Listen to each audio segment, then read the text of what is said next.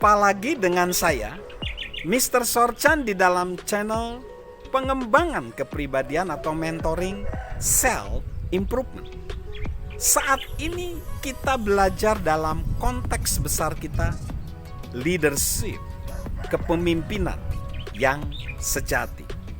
Saat ini kita belajar apa kebiasaan harian yang paling efektif yang perlu dikembangkan oleh seorang pemimpin.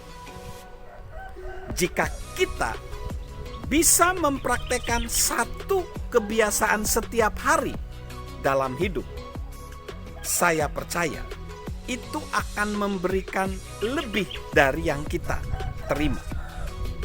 Dan ada satu kebiasaan efektif yang diperlukan oleh seorang pemimpin. Menurut saya, itu adalah memberi.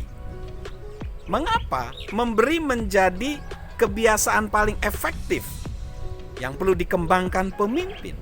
Karena dengan memberi, kita mengakui orang lain telah membantu kita. Tidak ada orang yang mengalami kesuksesan karena upaya dari dirinya sendiri.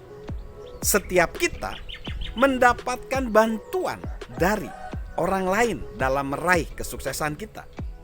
Setiap ketika kita memberi kepada orang lain, kita mengakuinya dengan meneruskan kebaikan kepada orang lain.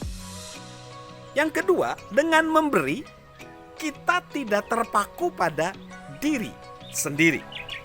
Ketika pola pikir memberi melebihi yang kita terima, kita otomatis lebih memikirkan orang lain daripada diri sendiri.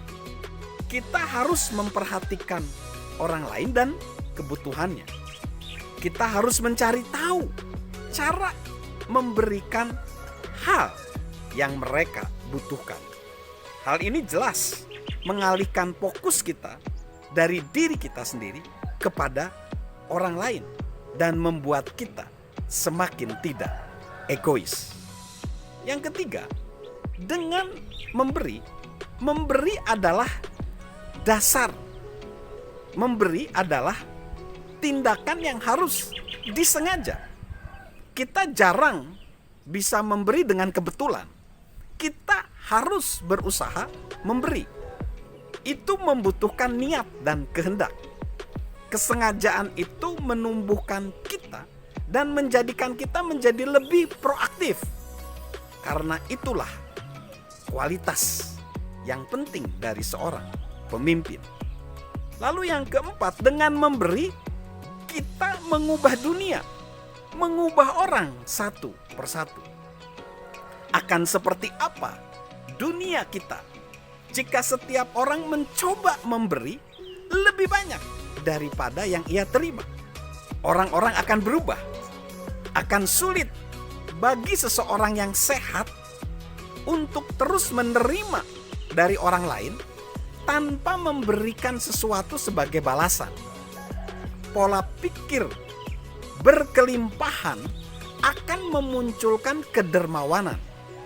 Bermurah hatilah kepada orang lain tanpa pamrih, maka si penerima akan berubah dan ingin menularkannya.